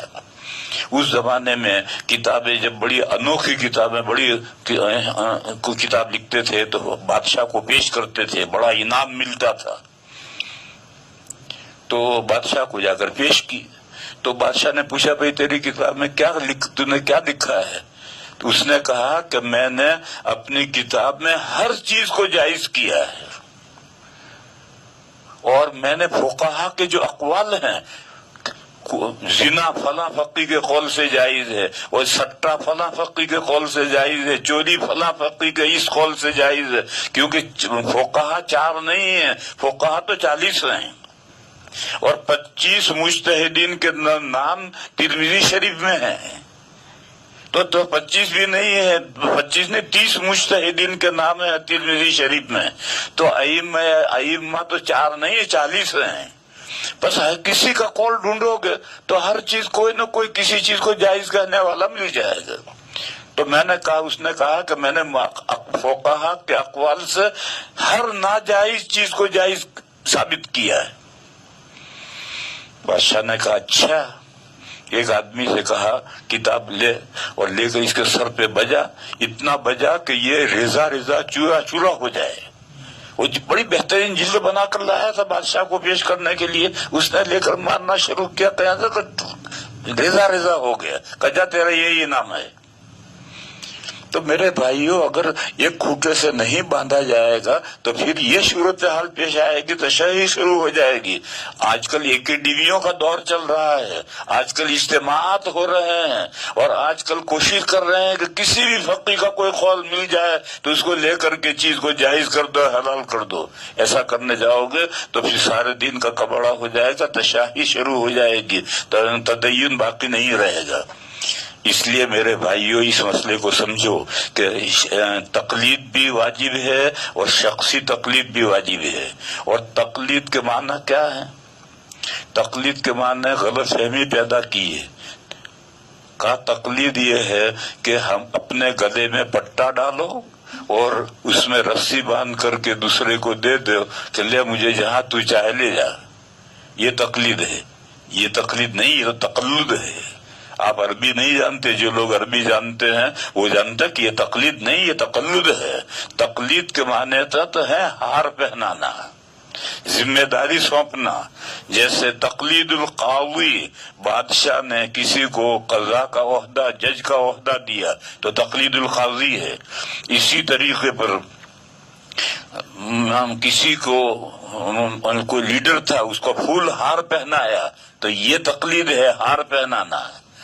تو ائمہ تو بہت گزرے ہیں، 40 ائمہ گزرے ہیں، لیکن جس سے عقیدت ہے اس نے اپنی عقیدت کا جس کو ہار پہنایا ہے، یہ اس کی تقلید کر رہا ہے.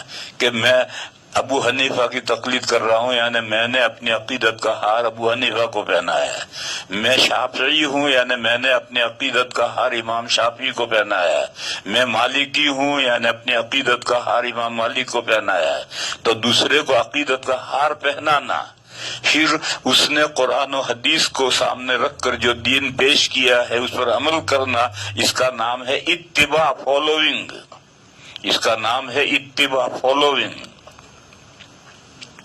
ایک مثال میں دیا کرتا ہوں.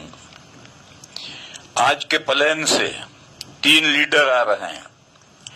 ایک کانگریس کا لیڈر آ رہا ہے، ایک بی جے پی کا لیڈر آ رہا ہے، ایک کمیونسٹ کا لیڈر آ رہا ہے. تو تینوں پارٹیوں کے ورکر پھول ہار لے کر کے ایئرپورٹ پر پہنچے ہیں ویلکم کرنے کے لیے، استقبال کرنے کے لیے. پلین لینڈ ہوا، لوگ پیسنجر اتر کر آنے لگے. سب سے پہلے کانگریس کا لیڈر سب سے آگے آ رہا ہے. تو یہ جو باہر مجمع کھڑا ہے، اس میں جو کانگریس کے ورکر ہیں وہ ان میں ہلچل پیدا ہوگی اور وہ اچھلیں گے، کودیں گے اور نعرے لگانے شروع کریں گے، مرحبا، مرد حیا، ویلکم. پھر جب وہ امیگریشن سے گزر کر آئے گا تو یہ جو ورکر ہیں یہ سب مالائیں ہار پہنائیں گے. پھر وہ جب چلے گا تو اس کے پیچھے پیچھے یہ چلیں گے. یہ جو مالائیں پہنائی یہ تقلید ہے، اور پھر جو یہ چلا اس کے پیچھے جا رہے ہیں یہ اتباع ہے، یہ فالوئنگ ہے. اور دوسرے 2 پارٹیوں کے ورکر کھڑے رہیں گے. پھر بی جے پی کا لیڈر نظر آیا تو اس کے ورکر اچھلیں گے، کودیں گے، اور جب وہ آئے گا تو اس کے ساتھ بھی یہی عمل کریں گے. پھر کمیونسٹ والے چپ چاپ کھڑے ہیں، جب ان کا آخر میں ان کا لیڈر آئے گا تو وہ یہی اچھلیں گے، کودیں گے، اور وہ بھی یہی کریں گے. ٹھیک یہ مثال ہے مختلف عوارض سے. مختلف عوارض یہ کہ مثلا ہندوستان کا رہنے والا ہے تو اب ہندوستان میں جن اساتذہ سے پڑھا ہے وہ سب حنفی ہیں، تو اب طالب علم جو ہے وہ امام ابو حنیفہ کا ہی معتقد ہوگا. اور کیرالا میں جو طالب علم پڑھا ہے تو وہاں اساتذہ شافعی ہیں، تو ہر طالب علم امام شافعی کا معتقد ہوگا. اور سوڈان میں جو پڑھا ہے وہ امام مالک علیہ الرحمہ کے اساتذہ سے پڑھا ہے تو ان کا معتقد ہو. سعودیہ میں پڑھا ہے تو امام احمد کے اساتذہ سے پڑھا ہے. تو مختلف احوال کے اعتبار سے مختلف عقیدتیں ہوتی ہیں. بس جس کو جس سے عقیدت ہو گئی یہ اس کی تقلید کر رہا ہے اور اس کی معین آدمی کی تقلید کرنی ہے. اگر 4 ائمہ یا 40 مجتہدین میں سے کسی بھی کی تقلید کرو گے تو پھر دین داری باقی نہیں رہے گی، تدین باقی نہیں رہے گا، تشاہی شروع ہو جائے گی، منمانی شروع ہو جائے گی. اس لیے تقلید بھی ضروری ہے اور تقلید شخصی بھی ضروری ہے. ایک بات. دوسری بات میں نے یہ بتائی کہ اگر کسی اختلاف یا ائمہ کے درمیان میں ہر مسئلے میں اختلاف آتے ہیں، اسی طریقے پر ایک ملت مثلا حنفی ہیں، حنفیہ کے درمیان میں بھی اختلاف آتے ہیں. امام صاحب یہ کہتے ہیں، صاحبان یہ کہتے ہیں، پھر بات کے فقہا دونوں کے دلائل دیکھتے ہیں اور پھر اس کے بعد میں ضابطے بنے ہیں کہ کس مسئلے میں کس کے قول پر فتویٰ دیا جائے گا. لہذا اگر ایک ملت کے علماء کے درمیان میں اختلاف ہو جائیں تو پھر ان کے دلائل دیکھ کر کے کتابوں میں، فقہ کی کتابوں میں جس امام کے قول کو مفتابہ قرار دیا گیا اس پر عمل کرنا ہے. تقلید شخصی میں یہ ضروری ہے کہ صاحبین کہتے ہیں کہ قرآن میں دیکھ کر پڑھ سکتے ہیں لہذا اس قول کو لے لیں، نہیں اس پہ نہیں لے سکتے، اس لیے کہ فقہ حنفی میں فتویٰ صاحبین کے قول پر نہیں ہے، امام اعظم کے قول پر ہے. اور اگر اس کا الٹا ہو، مثلاً ہمارے پاس زمین ہے، ہم زمین بٹائی پر دے سکتے ہیں نہیں، کسی کو زمین دی کہ تو بولے آدھا تیرا آدھا میرا، ایسا بٹائی پر دے سکتے نہیں دے سکتے. امام اعظم اور امام شافعی رحمہم اللہ کہتے ہیں مزارعت جائز نہیں، اور امام اعظم کے شاگرد صاحبین اور امام شافعی کے شاگرد کہتے ہیں مزارعت جائز ہے. اور ہمارے یہاں فتویٰ صاحبین کے قول پر ہے، امام اعظم کے قول پر نہیں ہے. تو امام اعظم کا قول ہے مگر فتویٰ اس پر نہیں، صاحبین کے قول پر ہے، لہذا صاحبین کے قول پر عمل ہوگا. اور یہ مسئلہ کہ قرآن دیکھ کر پڑھ سکتے ہیں نہیں، اس میں صاحبین کا قول ہے مگر فتویٰ اس پر نہیں ہے، امام اعظم کے قول پر فتویٰ ہے، لہذا عمل اس پر ہوگا. تو اگر ایک ملت میں اختلاف ہو جائے تو پھر اس کے دلائل کو تول کر کے جو بڑے حضرات ہیں، اصحاب ترجیح ہیں، اصحاب تخریج ہیں، وہ طے کرتے ہیں کہ فتویٰ کس قول پر ہے. اور نیچے آؤ، اگر مفتیوں کے درمیان میں اختلاف ہو جائے، ایک ملت کے مفتی ہیں، مثلا ہم دیوبندی ہیں، مظاہر العلوم بھی دیوبندی ہیں، ندوہ بھی دیوبندی ہیں، پاکستان بھی دیوبندی ہے، بنگلہ دیش بھی دیوبندی ہے، ہندوستان بھی دیوبندی ہے، اور طرح طرح کے دارالافتاء ہیں. ان دارالافتاء میں اگر اختلاف ہو جائے تو پھر اپنے تھیو کو پکڑو، اپنے مرکز کو پکڑو. اگر تم دیوبندی ہو تو اب دیوبند کو پکڑو، وہاں کا جو فتویٰ ہے اس پر عمل کرو. اس کے علاوہ اور کوئی راستہ نہیں ہے، کیونکہ دارالافتاء میں بھی اختلاف ہو سکتا ہے. اور آج کل تو کتنے ہی مسئلے ہیں جن میں اختلافات ہو رہے. مثلا یہی مسئلہ کہ کورونا میں ایک آدمی مر گیا، پولیس نے اس کو پلاسٹک میں پیک کر کے دیا اور کہا کہ کھول نہیں سکتے، اسی حال میں اس کو دفن کرو لے جا کر کے. اب اس کو غسل کیسے دینا ہے، تیمم کرے تو تیمم بھی ڈائریکٹ بدن پر ہے، یہ تو پلاسٹک میں پیک ہے. اب اس میں کئی فتوے ہیں، کوئی کچھ فتویٰ دے رہا، کوئی کچھ فتویٰ دے رہا، کوئی کچھ فتویٰ دے رہا. اس سلسلے میں آپ کا مرکز یعنی دارالعلوم دیوبند جو فتویٰ دے رہا ہے اس کو مضبوطی سے پکڑو. یا دوسری میں مثال دوں، حضرت مولانا الیاس صاحب رحمت اللہ علیہ کے زمانے میں یہ سوال انہوں نے کیا تھا کہ عورتوں کا جماعت میں، تبلیغی جماعت میں نکلنا جائز ہے یا نہیں. تو دارالعلوم دیوبند کے جو سب سے بڑے مفتی تھے اور مظاہر العلوم کے جو سب سے بڑے مفتی تھے، ان دونوں نے فتویٰ دیا تھا کہ عورتوں کا تبلیغ جماعت میں نکلنا جائز نہیں. مگر اب مرکز نظام الدین فتوا دینے لگا اور عمل فتوا نہیں عمل کرنے لگا، عورتوں کو جماعت میں سے نکالنے لگا. اب ایک یوں کہہ رہا ہے، ایک یوں کہہ رہا ہے. اب ایسا جب اختلاف ہو جائے تو اگر آپ دیوبندی ہیں تو اب دیوبند جو مرکز کا فتوا ہے اس فتوے پر عمل کرنا ہے، اس کو مضبوط پکڑنا ہے. اور میں نے ایک فتوے میں یہ بات لکھی ہے. کانپور سے ایک سوال آیا تھا، اس میں لکھا تھا کہ ملت کا ایک مرکز چاہیے، اگر ملت کے دو مرکز ہوں گے تو پھر وہ ایک ملت نہیں رہے گی، وہ ملت تقسیم ہو جائے گی. لہذا یہ اصول میں نے بتلا دیا کہ تقلید ضروری ہے، تقلید شخصی ضروری ہے. اور تقلید کے معنی ہے جس کو آپ کو جس مجتہد سے عقیدت ہے اس کے اقوال کو لو. پھر اس ملت میں حنفیت میں اگر مختلف اقوال ہوں تو پھر بعد کے فقہا جو فتوے کے لیے قول طے کرے اسے لو. پھر اگر ایک ملت کے ماننے والے دارالافتاؤں میں اختلاف ہو جائے تو پھر آپ کے مرکز کا جو فتویٰ ہے اسے لو. میں ایک مثال دوں. آج کل یہ مسئلہ چھڑ گیا ہے کہ منا مکے کا جز ہے یا مستقل ہے. ایک فتویٰ یہ چل رہا ہے ہمارے دارالافتاؤں کا کہ منا جو ہے مکہ کا جز ہو گیا ہے اور مکہ میں داخل ہے. لیکن دارالعلوم دیوبند کا فتویٰ یہ کہ نہیں، منا مستقل حیثیت ہے، وہ مکے کا جز نہیں ہے. اسی سال کا قصہ ہے،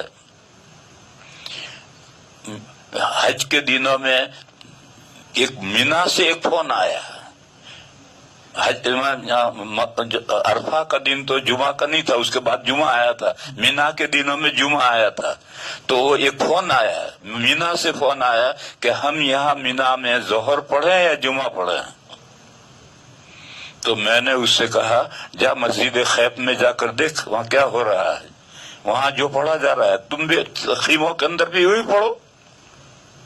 مسجد خیف مینا میں مسجد ہے، وہاں جمعہ پڑھا جا رہا ہے یا ظہر پڑھی جا رہی ہے، جا کے دیکھ جو وہاں ہو رہا ہے وہی تم پڑھو.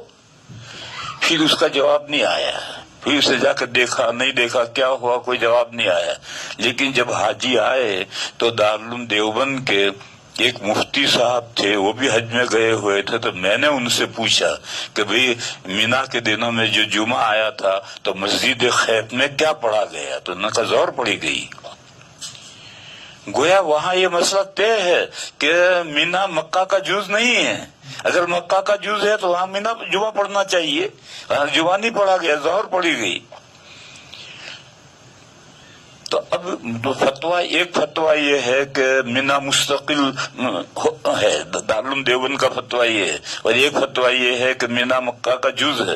ایسا جب ایک ملت کے دارالافتاؤں میں اختلاف ہو جائے تو پھر ایسی صورت میں اصلاً طریقہ یہ ہے کہ آپ اپنے مرکز کو پکڑیں، اور آپ کو بحث کرنی ہو تو اپنے مرکز کے مفتیوں سے بحث کریں. لیکن عمل کرنا ہے اپنے مرکز کے فتویٰ جو ہے اسی فتوے پر عمل کرنا ہے. مظاہر ایک مستقل ادارہ ہے لیکن وہ دیوبندی ہے، چنانچہ وہ کبھی دارالعلوم سے اس کا کبھی اختلاف نہیں ہوتا ہے. اگر تھوڑا بہت اختلاف ہوتا ہے تو پھر رجوع بھی کر لیتے ہیں.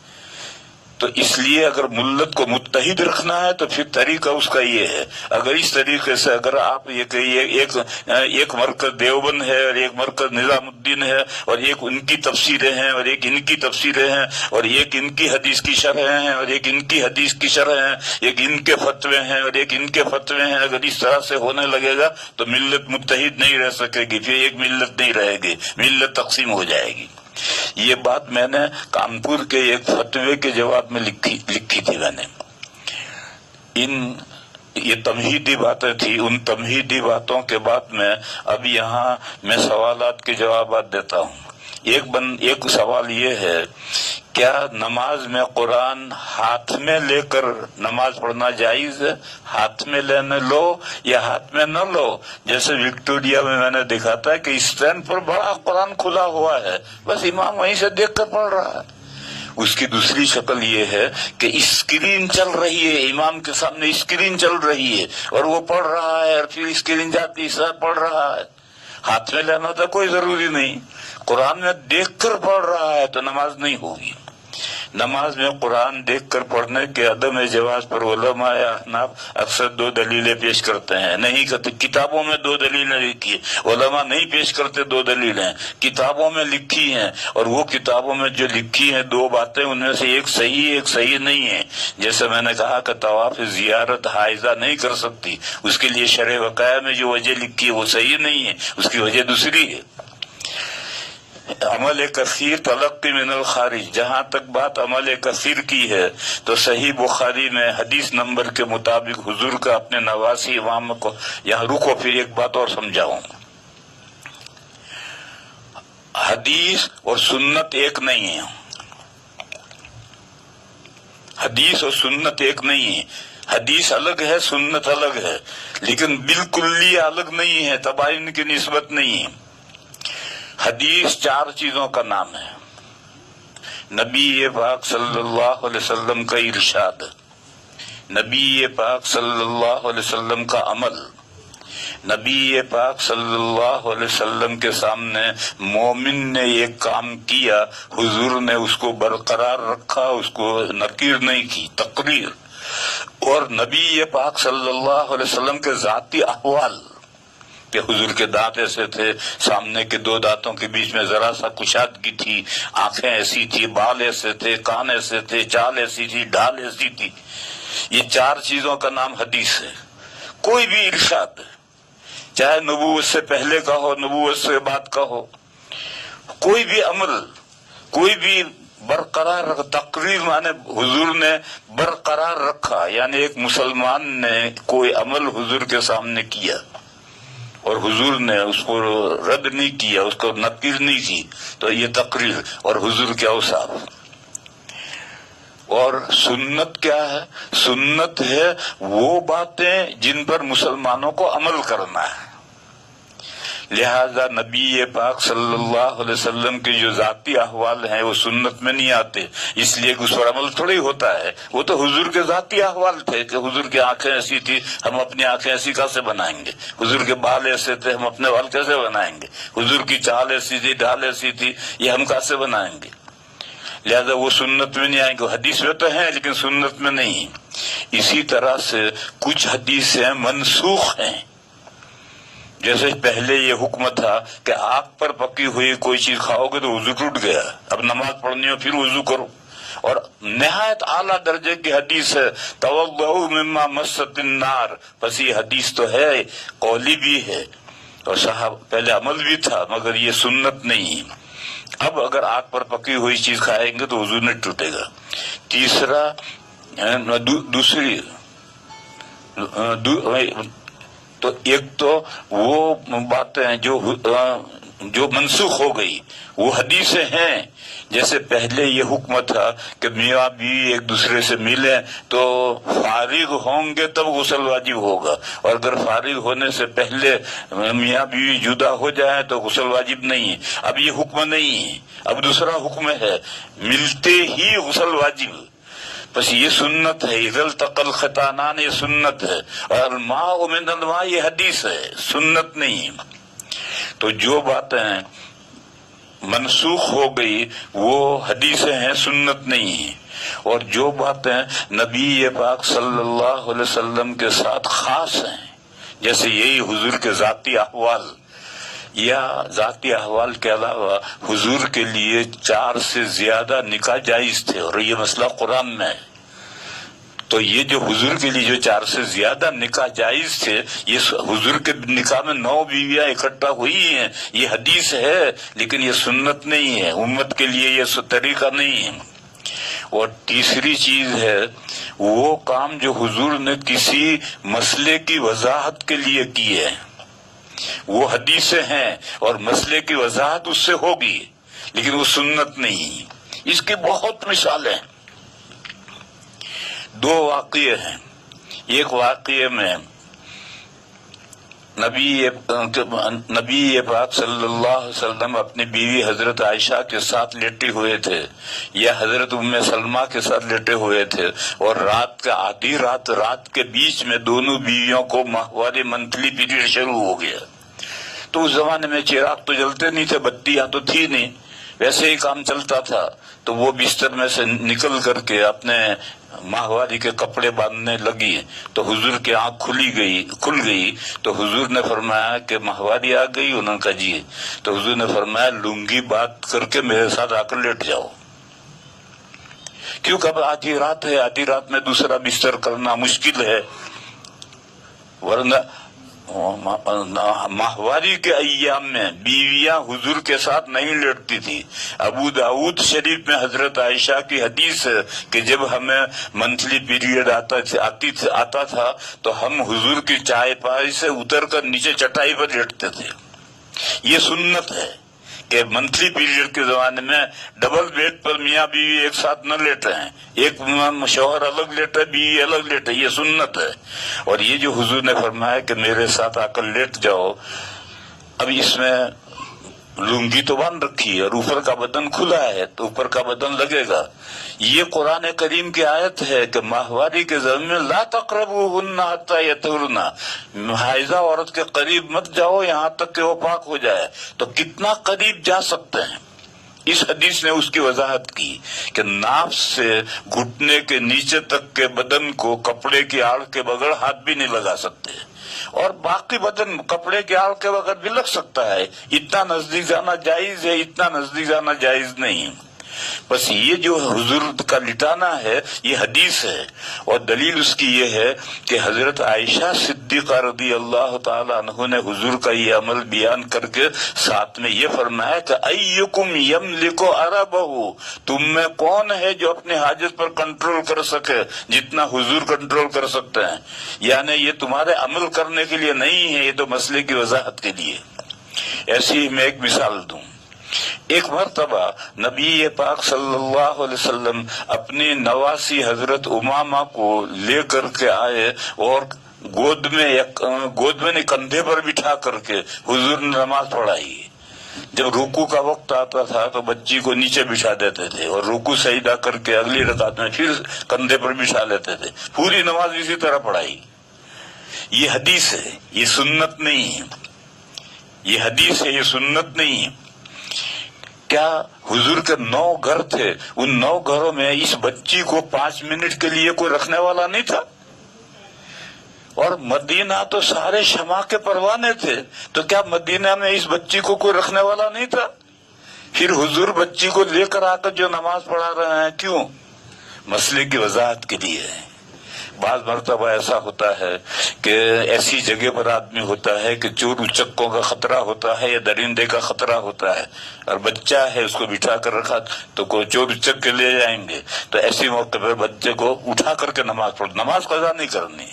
کبھی ایسا ہوتا ہے کہ گھر میں عورت اکیلی ہے، بچہ بدک گیا ہے اور وہ ماں سے روتا ہے، الگ کرتی تو روتی ہے، تو پھر ایسی صورت میں کیا کرے گی؟ ماں اس کو اٹھا کر نماز پڑھے گی. وہ بچے کے بدن پر ناپاکی نہیں ہونی چاہیے. آج کل وہ باندھتے ہیں وہ چھوٹے چھوٹے بچوں کو، کیا ڈائپر سے باندھتے ہیں، اس میں اگر بچے نے پیشاب یا پخانہ کر رکھا ہے اس کو اٹھائے گا تو پھر نماز نہیں ہوگی. اگر بچے کے بدن پر ناپاکی نہیں ہے تو بچے کو اٹھا کر ماں نماز پڑھے گی، نماز قضا نہیں کرے گی. ایسی ناگہانی صورتوں میں چوری کا خطرہ ہو یا درندوں کا خطرہ ہو یا کوئی رکھنے والا بچے کا نہ ہو، تو اس صورت میں کیسے نماز پڑھنی ہے؟ تو حضور نے یہ عمل کر کے دکھایا کہ اس طرح سے پڑھیں. آج کل ہمارے کچھ بھائی ہیں جو اس حدیث پر کیا عمل کرتے ہیں، چھوٹے چھوٹے بچوں کو لے کر آ جاتے ہیں اور آ کر کے بٹھا دیتے ہیں، اور وہ صفوں کے بیچ میں دوڑتے رہتے ہیں اور سب کی نمازیں خراب کرتے رہتے ہیں. اور ان سے کچھ کہو تو وہی حدیث پیش کرتے ہیں کہ حضور بھی بچی کو لائے تھے. ارے حضور نے تو کندھے پر بٹھا کر کے نماز پڑھائی تھی، تو بھی گود میں لے کر کے نماز پڑھ. صفوں کے بیچ میں دوڑتے ہیں، سب کی نماز خراب کرتے ہیں. بہرحال یہ حدیث ہے، یہ خاص مسئلے کی وضاحت کے لیے ہے. اسی طرح سے سنو، ایک مرتبہ ایک جگہ سفر میں ایک لشکر پڑا ہوا ہے. حضور ایک صحابی کے ساتھ گاؤں کے قریب میں لشکر پڑا ہوا ہے، تو گاؤں والوں کی کوڑی تھی، اس کوڑی پر تشریف لے گئے اور وہ صحابی لوٹا میں پانی لے کر کے ساتھ میں گئے ہیں. تو حضور نے جب وہ لوٹا رکھ کے جانے لگے تو حضور نے فرمایا نہیں، یہاں کھڑے رہو اور ادھر منہ کر لو، دوسری طرف منہ کر لو. اور حضور نے کھڑے کھڑے پیشاب کیا کوڑی پر، گندگی پر. یہ حدیث ہے، سنت نہیں ہے۔ سنت کیا ہے؟ ترمذی شریف میں اعلیٰ درجے کی صحیح حدیث ہے حضرت عائشہ کی کہ من حدثکم ان النبی صلی اللہ علیہ وسلم یبول قائما فلا تصدقوا ما کان یبول الا قائدا۔ اگر تم سے کوئی بیان کرے کہ حضور کی عادت شریفہ کھڑے کھڑے پیشاب کرنے کی تھی، ہرگز مت مانیو، حضور ہمیشہ بیٹھ کر ہی پیشاب کرتے تھے۔ اور یہ زندگی میں ایک مرتبہ کوڑی پر جو پیشاب کیا ہے، یہ مسئلے کی وضاحت کے لیے ہے کہ اگر کوئی بیماری ہے، گھٹنے میں تکلیف ہے، کمر میں تکلیف ہے، بیٹھا نہیں جاتا، یا گندگی کی جگہ ہے، بیٹھنے کی کوئی صورت نہیں ہے، تو کھڑے ہو کر پیشاب کر لو، یہ بھی جائز ہے، ایسی اس صورت میں جائز ہے۔ میں ایک مرتبہ اندھیر سے گھر جا رہا تھا، احمد آباد میں اترا، بس اسٹینڈ پر بس بدلنی تھی، اب مجھے بہت زور کا پیشاب لگ رہا، اب میں پیشاب کرنے کے لیے گیا، جہاں پیشاب کرنا وہاں سب گندگی پانی بھرا ہوا ہے، اور وہاں کھڑے ہو کر پیشاب کرنے کی جگہ ہے اور کوئی جگہ ہی نہیں ہے، سارا بس اسٹینڈ لوگوں سے بھرا ہوا ہے۔ تو پھر میں کیا کرتا، تو میں نے کھڑے کھڑے پیشاب کر کے جا کر کے پھر بس میں دوسری بس میں بیٹھ گیا۔ تو ایسی مجبوریاں آتی ہیں، بواسیر کا آپریشن کروا رکھا ہے، مسے باندھ رکھے ہیں، بیٹھا نہیں جاتا ہے، کمر میں تکلیف ہے، بیٹھا نہیں جاتا۔ یا آج کل میری صورتحال یہ ہے کہ میں یہ جو ویسٹرن ٹوائلٹ ہے اس پر تو پیشاب کرنے کے لیے چھوٹے بڑے استنجے کے لیے بیٹھ سکتا ہوں، نیچے بیٹھوں تو پھر مجھ سے کھڑا ہوا ہی نہیں جاتا۔ تو ایسی مجبوریوں کے لیے یہ عمل حضور کا ہے، بس یہ عمل مسئلے کی وضاحت کے لیے ہے، یہ سنت نہیں ہے، حدیث ہے، سنت نہیں ہے، اور خاص موقع پر عمل کے لیے یہ بیان ہے۔ یہ میں نے 2-3 مثالیں دی کہ وہ حدیث ہیں جن میں کوئی خاص بات ہے کسی خاص وجہ سے، تو یہ جو حضور نواسی کو لے کر بٹھا کر ہاتھ پکڑ کر نہیں، کندھے پر بٹھا کر نماز پڑھائی تھی، تو یہ مسئلے کی وضاحت کے لیے تھا، اس کو دلیل میں نہیں لائیں گے، یہ سنت نہیں، یہ تو حدیث ہے۔ اور میرے بھائیو، تمام کتابوں میں باب الاعتصام بالکتاب والسنہ لفظ آیا ہے، والحدیث نہیں آیا ہے۔ بخاری میں بھی یہی ہے، مشکات میں بھی یہی ہے، اور حدیث میں بھی یہ ہے، علیکم بسنتی وسنت الخلفاء، میری سنت پر مضبوط پکڑو، حدیث کا لفظ نہیں آیا ہے۔ اور مشکات میں جہاں یہ باب آیا ہے وہاں 6 حدیثیں ہیں، سب حدیثوں میں سنت کو مضبوط پکڑنے کا حکم ہے، حدیثوں کو یاد کرنے کا فضیلت بیان کی، حدیثوں کو یاد کر کے آگے بڑھاؤ، اس کی فضیلت بیان کی، لیکن حدیث کو مضبوط پکڑو ایسی کوئی ایک حدیث بھی نہیں، ہر حدیث میں سنت ہی کو مضبوط پکڑنے کا ہے۔ بس یہ بندہ جو دلیل میں پیش کر رہا ہے کہ حضور نواسی کو لے آئے تھے، یہ استدلال صحیح نہیں، یہ تو سنت نہیں ہے، یہ تو ایک حدیث ہے، مسئلے کی وضاحت کے لیے ہے۔ حضور صلی اللہ علیہ وسلم کا اپنے نواسی امامہ کا ہاتھ میں لے کر، یہ غلط ہے، ہاتھ میں نہیں نا، کندھے پر بٹھا کر نماز پڑھائی تھی۔ نماز پڑھنا ثابت ہے، حالانکہ اس میں قرآن ہاتھ میں لے کر پڑھنے کی بنے سے عمل کثیر ہے، عمل کثیر کا تو مسئلہ ہے ہی نہیں، یہ تو تلقی من الخارج کا مسئلہ ہے، اور وہ تو قول کتابوں میں لکھا ہے مگر اس کا کوئی اعتبار نہیں ہے۔ نیز فتاوی شامی کی عبارت سے واضح ہے کہ کتا ہاتھ میں لے کر نماز پڑھنا درست ہے، بشرطے کہ اس کا لعاب نہ لگے۔ ظاہر ہے کہ کتا ہاتھ میں لینے سے قرآن مجید ہاتھ میں لینے کی نسبت عمل کثیر زیادہ ہے۔ یہ عمل کثیر کی بات فضول بات ہے، یہ تو کتابوں میں لکھی ہے، یہ بنیاد نہیں ہے۔ جہاں تک تلقی من الخارج کی بات ہے تو صحیح بخاری کی ایک حدیث ہے، بخاری میں حدیث ہے، حضرت عائشہ صدیقہ رضی اللہ تعالی عنہا کا غلام تھا، ذکوان، آزاد کر دیا تھا یا غلام تھا۔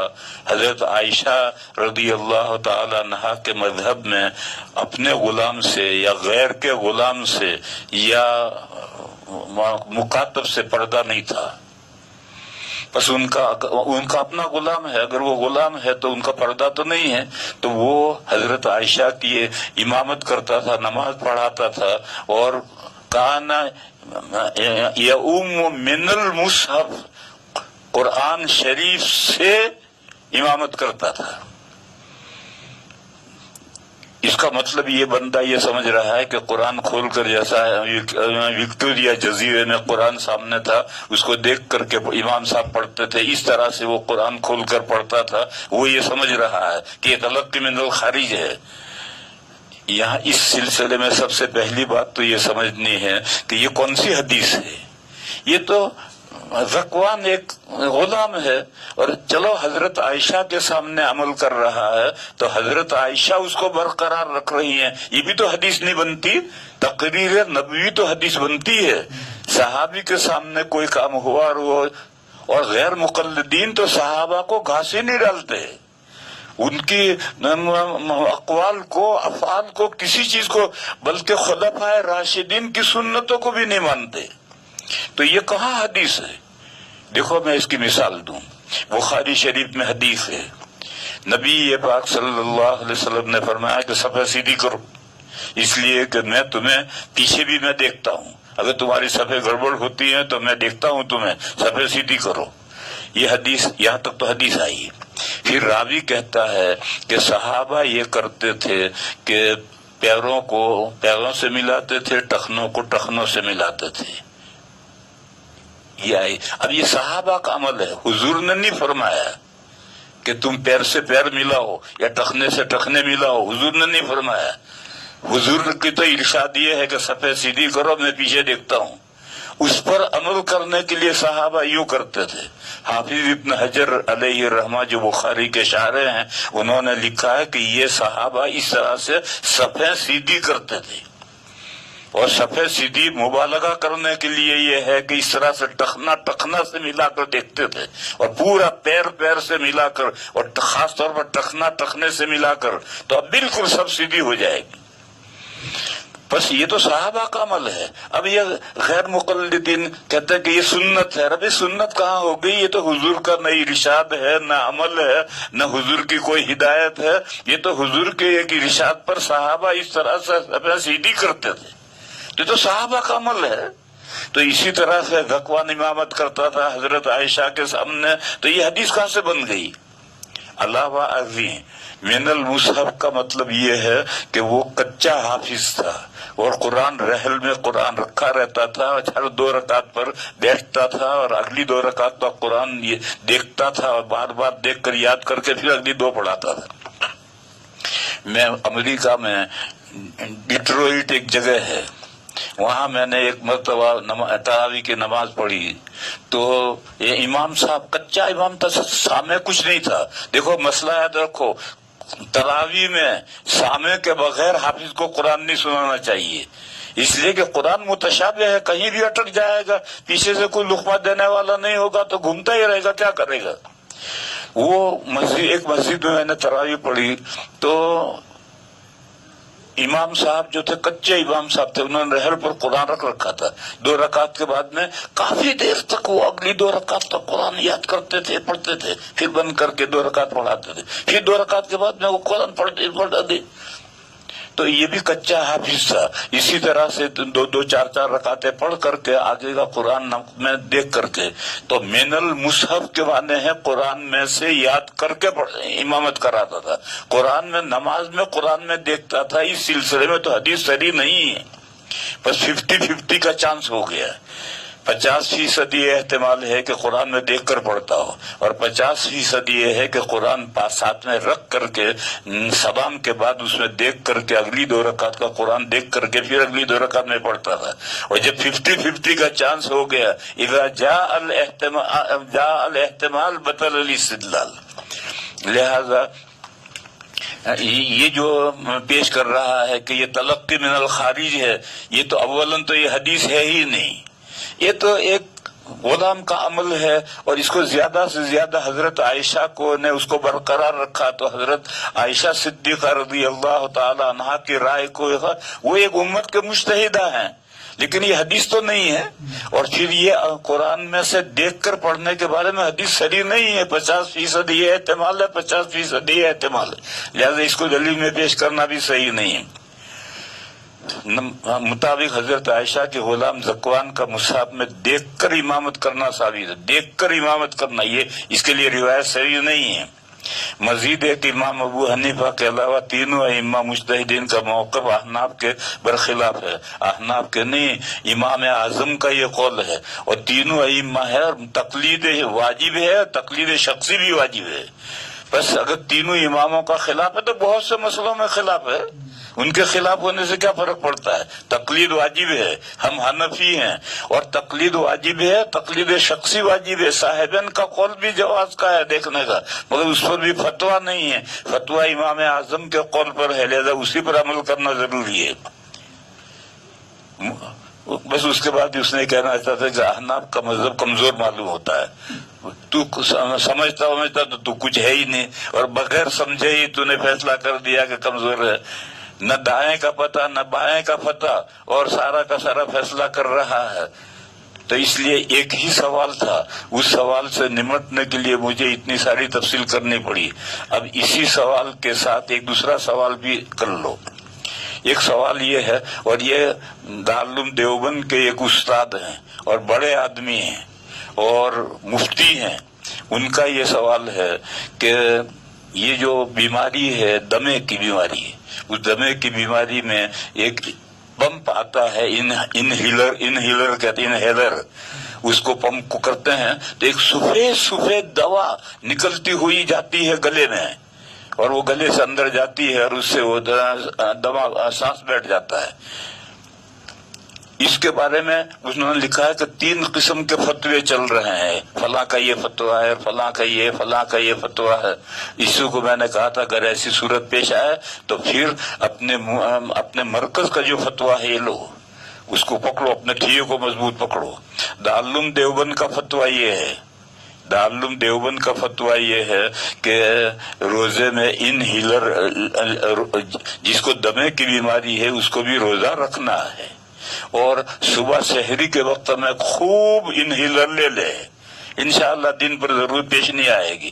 لیکن اگر خدا نخواستہ ضرورت پیش آ جائے اور انہیلر لینا پڑے تو اس سے روزہ ٹوٹ جائے گا، لیکن روزہ ٹوٹنے کے بعد بقدر ضرورت انہیلر لے، اور روزہ قابو میں، طبیعت قابو میں آ گئی، اب اس کے بعد امساک ضروری ہے، اب کچھ کھا بھی نہیں سکتا، اب روزہ افطاری تک امساک ضروری ہے، اور پھر وہ روزے کی قضا کرے گا، کفارہ نہیں آئے گا۔ دیکھو اس کی میں مثال دوں، یہ ڈائبٹیز جو ہے یہ بھی بڑی باؤلی بیماری ہے، یہ اگر بڑھ جائے تو بہت خطرناک نہیں ہے، لیکن گھٹ جائے اور 80 سے نیچے آ جائے تو پھر بہت مشکل ہو جاتا ہے۔ مجھے پچھلے سالوں میں 3 مرتبہ روزے توڑنے پڑے ہیں، ڈائبٹیز گھٹ گئی میری۔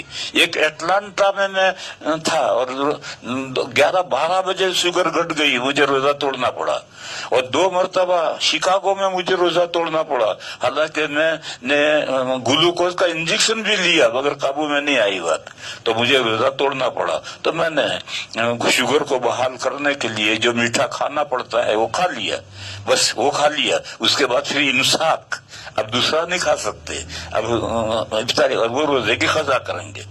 تو یہ جو ڈائبٹیز ہے گھٹنا بڑھنے میں تو اگر 600-700 تک چلی جائے تو پھر برن ہیمریج کا اندیشہ ہوتا ہے، لیکن ایسا بہت کم ہوتا ہے، لیکن گھٹتی ہے، لہذا گھٹتی ہے تو پھر آدمی اگر 60 سے نیچے آ جائے گی تو کومے میں چلا جائے گا۔ بس ڈائبٹیز کا اور دمے کا ایک ہی حکم ہے، ڈائبٹیز والے کو بھی روزہ رکھنا ہے۔ میں 30 سال سے ڈائبٹیز میں ہوں اور برابر روزہ رکھتا ہوں، اور رمضان میں دوائیں آدھی کر دیتا ہوں، انسولین بھی آدھا لیتا ہوں۔ کیوں؟ مجھے روزہ توڑنا پڑا، میں نے انسولین لیا، کھایا کم تو مجھے شوگر گھٹ گئی۔ تو اس لیے رمضان میں روزہ ڈائبٹیز کی وجہ سے روزہ بار بار کھانا پڑے گا، کچھ بھی نہیں بار بار کھانا پڑے گا۔ ڈائبٹیز کے لیے تو یہ فاقہ بھوکا رہنا، روزہ سب سے زیادہ مفید ہے، اس سے زیادہ میں نے کوئی چیز مفید نہیں پائی۔ بہرحال ڈائبٹیز اور یہ دمہ دونوں کا ایک حکم ہے، اس میں جب سانس اٹھ جاتا ہے تو پھر انہیلر لینا پڑتا ہے، اور اس میں جب شوگر گھٹ جاتی ہے تو میٹھا کھانا پڑتا ہے۔ تو اگر ایسی ضرورت پیش آئے تو انہیلر لے لو، روزہ ٹوٹ جائے گا، پھر اس کے بعد امساک کرو، شوگر گھٹ جائے تو کوئی کھا کر روزہ توڑ دو اور شوگر کو بحال ہو جائے اتنا کھا لو، پھر اس کے بعد میں امساک کرو، پھر ان روزوں کی قضا آئے گی، کفارہ نہیں آئے گا۔ یہ دارالعلوم دیوبند کا یہی فتویٰ ہے، اور دلیل اس کی یہ ہے کہ آپ انہیلر کہیں سے لاؤ اور اس کو پمپ کو دباؤ گے تو اندر سے سفید سفید دوا نکلتی ہوئی محسوس ہوگی، تو جب جسمدار دوا جسم گلے میں پہنچتی ہے تو اسے روزہ ٹوٹ جاتا ہے۔ اس کے علاوہ جو 2 فتوے ہیں ان فتووں کو رہنے دو، 2-3 فتوے ہیں